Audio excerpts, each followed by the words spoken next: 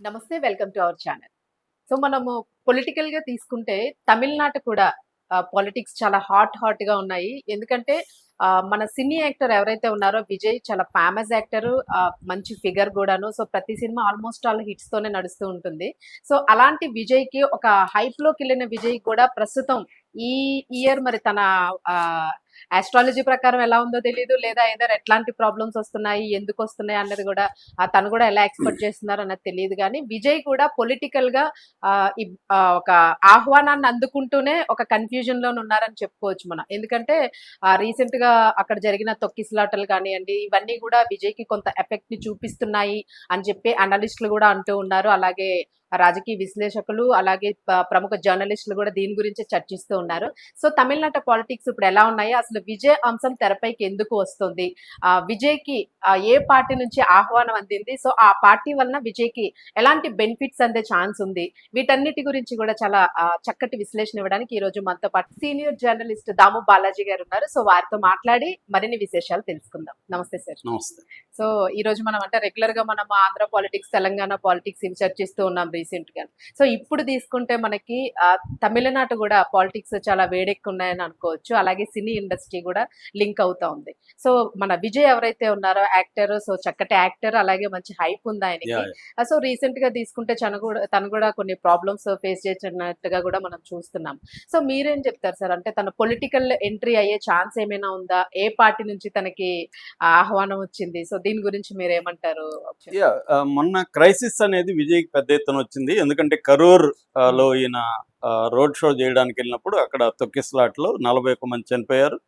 58 మంది తీవ్రంగా గాయపడ్డారు. ఈ క్రైసిస్‌ని డీల్ చేయడంలో విజయ్ ఫెయిల్ అయినాడనేది ఇప్పుడు అందరూ అంటున్నారు. చివరికి మద్రాస్ హైకోర్టు కూడా విజయ్‌కి రాజకీయ పరిపక్వత లేదు. అతను ఇమ్మీడియేట్‌గా పారిపోయాడు. అతని బస్సుని ఎందుకు మీరు ఆపలేదు? అతని మీద ఎందుకు కేసులు పెట్టలేదు?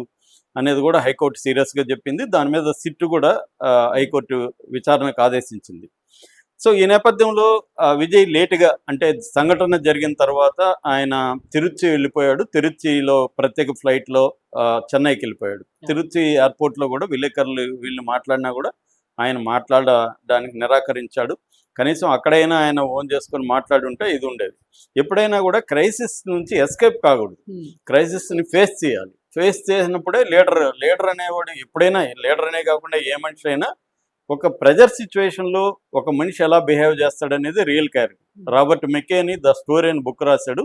ఆయన చెప్పేది ఏంటంటే how a person behaves in a pressure situation is the real character of that person అనేది ఆయన చెప్పాడు. అందుకని స్క్రీన్ ప్లే రైటర్లు ప్రెజర్ సిచ్యువేషన్ని క్రియేట్ చేయాలి ప్రొటాగనిస్టులకి అనేది ఆయన చెప్తాడనమాట. అంటే రోజువారీ మనం ఉండడం వేరు. మన ఇద్దరం క్లోజ్ ఫ్రెండ్స్గా ఉండొచ్చు, రోజు టీలు కాఫీలు తాగొచ్చు, ఇంకేమన్నా తాగొచ్చు. కానీ నాకు క్రైసిస్ వస్తే మీరు నిలబడతారా, మీకు క్రైసిస్ వస్తే నేను నిలబడతాననేది రియల్ స్నేహానికి టెస్ట్. అట్లాగే ఒక పొలిటికల్ పార్టీకి కూడా క్రైసిస్ వచ్చినప్పుడు ఆ క్రైసిస్ని ఎలా డీల్ చేస్తున్నాడు అవతల వ్యక్తి అనేది వెరీ ఇంపార్టెంట్. ఇక్కడ ఈయన ఒక అతిపెద్ద ప్రమాదం జరిగింది. దానికి తను బాధ్యుడా కాదనేది పక్కన పెట్టి ఓన్ చేసుకోవాలి. ఆయన ఆయన ప్రోగ్రాం లేకపోతే చనిపోయి ఉంటారు కదా, ఓన్ చేసుకొని ఇది గవర్నమెంట్ సరిగా డీల్ చేయలేదు అని అక్కడే చెప్పుండాలి. పోలీసులకు మేము అడిగిన అవన్నీ ఇవ్వలేదు, తగిన ప్రొటెక్షన్ లేదు అనేది చెప్పుండాలి. ఓన్ చేసుకోవాలి. అట్లాగే మా వైపు నుంచి ఏమన్నా తప్పులు జరిగాయి అనేది మేము కమిటీ వేస్తాం, దీని మీద ఇంటర్నల్గా వేస్తాము, తప్పులుంటే నేను ప్రజలకు క్షమాపణ చెప్తున్నాను, ఇవి కానీ ఓన్ చేసుకొని చెప్పుంటే అతను లీడర్షిప్ ఇదే ఉండేది, ఎస్టాబ్లిష్ అయింది. అతను వెళ్ళిపోయినాక కూడా ఒక ట్వీట్ చేశాడు, నా హృదయం ముక్కలైంది, ఇవన్నీ ట్వీట్ చేశాడు. ఈ సినిమా డైలాగ్ బాగుంటుంది కానీ ప్రజల్లో బాగుండదు. ఆయన ఇమీడియట్గా అప్పుడైనా ప్రెస్ మీట్ పెట్టు ఫేస్ చేసి ఉండాలి. ఫేస్ చేయకుండా జస్ట్ వదిలేశాడు. అలాగే ఇప్పుడు మనకి ఇక్కడ కూడా అల్లు అర్జున్ క్రైసిస్ తీసుకుంటే అతను వేసుకొచ్చిన టీ షర్ట్ ఇవన్నీ కూడా పనిచేసి, ఇవన్నీ ఏంటంటే పబ్లిక్లో దీన్ని మనకి సింబాలిక్గా తీసుకున్నప్పుడు జనం మనం ఎలా బిహేవ్ చేస్తున్నాం, మనం ఏ కైండ్ ఆఫ్ కాస్ట్యూమ్ వేసుకున్నాం, ఇవన్నీ కూడా ఇంపార్టెంట్ పబ్లిక్లో. సో అక్కడ ఫెయిల్ అయ్యాడు విజయ్. దాని తర్వాత కూడా ఆయన కరెక్ట్గా స్పందించలేకపోయాడు. వేరస్ స్టాలిన్ ఇమ్మీడియట్గా స్పందించాడు. మినిస్టర్లు సెంధిల్ బాలాజీ ఎక్స్ మినిస్టర్ని పంపించాడు, అక్కడ ఉన్న కలెక్టర్లను పంపించాడు, లోకల్ లీడర్లను పంపించాడు. తాను కూడా అర్లీ మార్నింగ్ 3:30 హాస్పిటల్కి వెళ్ళిపోయాడు. అంటే ఒక సీజన్డ్ పొలిటీషియన్ ఒక ప్రజలకు ఒక ఇబ్బంది వచ్చినప్పుడు ఎంత వేగంగా స్పందించాలో స్టాలిన్ అంత వేగంగా స్పందించాడు. సో అట్లని మళ్ళీ విజయ్నేమి పొలిటికల్ విమర్శించలేదు అతను. నేను దీని మీద కమిటీ వేస్తాను, దాంట్లో తేలితే పనిష్మెంట్ ఉంటుందని విజయ్ని అరెస్ట్ జోలికి వెళ్ళలేదు. చాలా మెచ్యూర్గా స్టాలిన్ బిహేవ్ చేశాడు. విజయ్ ఒంటరి రోడ్ అయిపోయాడు. సో దీంట్లో బీజేపీ వెయిట్ చేస్తుంది. అంటే బీజేపీకి ఏంటంటే పట్టు దొరకట్లేదు. సౌత్ ఇండియాలోనే బీజేపీ కష్టాల్లో ఉంది. ముఖ్యంగా తమిళనాడు, కేరళ ఈ రెండు కురకరాని కొయ్యలాగా ఉన్నాయి. తమిళనాడులో ముఖ్యంగా ఏంటంటే ద్రవిడియన్ పాలిటిక్స్ డామినేట్ చేస్తాయి కాబట్టి ఈ మతవాద రాజకీయాలకి తమిళ ప్రజలు ఆహ్వానించట్లేదు. సో దానివల్ల బీజేపీకి పట్టు దొరకట్లేదు. ఇప్పుడు స్టాలిన్ చాలా స్ట్రాంగ్గా ఉన్నాడు. స్టాలిన్కి అపోజిషన్ అంతా వీక్గా ఉంది. జయలలిత పోయినాక ఒక వ్యాక్యూమ్ ఏర్పడింది. ఏఐడిఎంకే గట్టిగా లేదు, అక్కడ చీలికలు ఉన్నాయి. బీజేపీకి పట్టు దొరకట్లేదు.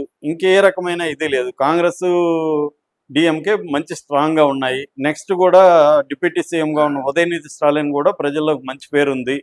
Stalin one of the best administrator status అనిపించుకున్నాడు. ఈ వ్యాక్యూమ్ని బీజేపీ వెయిట్ చేస్తుంది. ఇప్పుడు విజయ్ వచ్చాడు. నిజానికి రజనీకాంత్నే దించాలని బీజేపీ ఎప్పటి నుంచి ట్రై చేసింది. రజనీకాంత్ కొద్దిగా ముందుకు వచ్చి మళ్ళీ వెనక్కి వెళ్ళిపోయాడు. కంప్లీట్గా ఆయన రాజకీయాల నుంచి వెళ్ళిపోయాడు. కానీ విజయ్ ఏమో సమదూరం అని దిగాడు రంగంలోకి. ఒంటరిగా పోటీ చేస్తానని టీవీకి ఆయన పెట్టి తమిళగా వెట్రి కలగం అనే పార్టీ పెట్టి ఆయన రంగంలో దిగాడు. దిగి బాగానే ఉంది అంత. కానీ ఈయనకి క్రైసిస్ వచ్చింది. వచ్చినప్పుడు ఇక్కడే తెలియాలి, ఆయనకి పార్టీ స్ట్రక్చర్ లేదు, నిర్మాణం లేదు, తను డీల్ చేసే పరిస్థితి లేదు. ఇప్పుడు మనకు పవన్ కళ్యాణ్ ఇలాంటివి వచ్చినప్పుడు ఎస్కేప్ కాడు. పవన్ కళ్యాణ్ రంగంలో దిగుతాడు. అందుకని పవన్ కళ్యాణ్కి ఈ స్థాయి కెరేజ్ రావడానికి కారణం ఏంటంటే క్రైసిస్ వచ్చినప్పుడు పవన్ కళ్యాణ్ ఎస్కేప్ కాడు. ఇట్లాంటి పబ్లిక్ ఇది వచ్చినప్పుడు ఆయన మాట్లాడతాడు. అది ఇక్కడ ఫెయిల్ అయినాడు విజయ్. దీన్ని ఇప్పుడు బీజేపీ ఏం చేసిందంటే విజయ్కి సపోర్ట్ చేయడం మొదలుపెట్టింది. ఇప్పుడు విజయ్ ఆ సపోర్ట్ని కాదనలేడు, అట్లని సపోర్ట్ ఓపెన్గా తీసుకోలేడు. ఎందుకంటే సమదూరం అని చెప్తున్నాడు.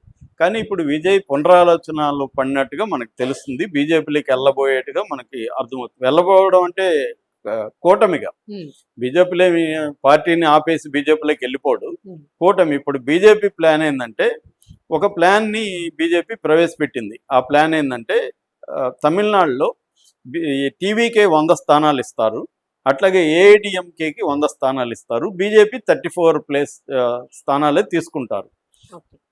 తీసుకొని ఎవరికి ఎక్కువ స్థానాలు వస్తే వాళ్ళు సీఎం, సెకండ్ ఎక్కువ స్థానాలు వచ్చిన వాళ్ళు డిప్యూటీ సీఎం. ఇది బీజేపీ ప్లాన్. అంటే మామూలుగా మనకి అరేబియా వాడి ఒంటి కథ ఉంటుంది. అరేబియా వాడు ఒంటిని తీసుకొని వెళ్తుంటే అక్కడ వర్షం మీద పడితే చిన్న టెంట్లో ఒకరే ఉండగలరు. అరేబియా వాడు ఉండి నువ్వు ఒంటి బయట ఉంటే ఒంటి మెల్లగా నేను తల వరకు పెట్టుకుంటాను, నాకు ఇబ్బందిగా ఉంటే అలో చేశాడు. మెల్లమెల్లగా దూరింది. ఇక్కడ ఇద్దరు ఉండలేరంటే నాకు కూడా తెలుసు, నువ్వు బయట పోనింది.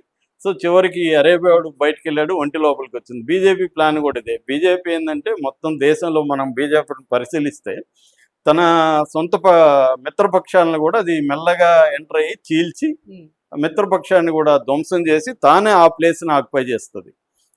అది ముందు నుంచి జరుగుతుంది.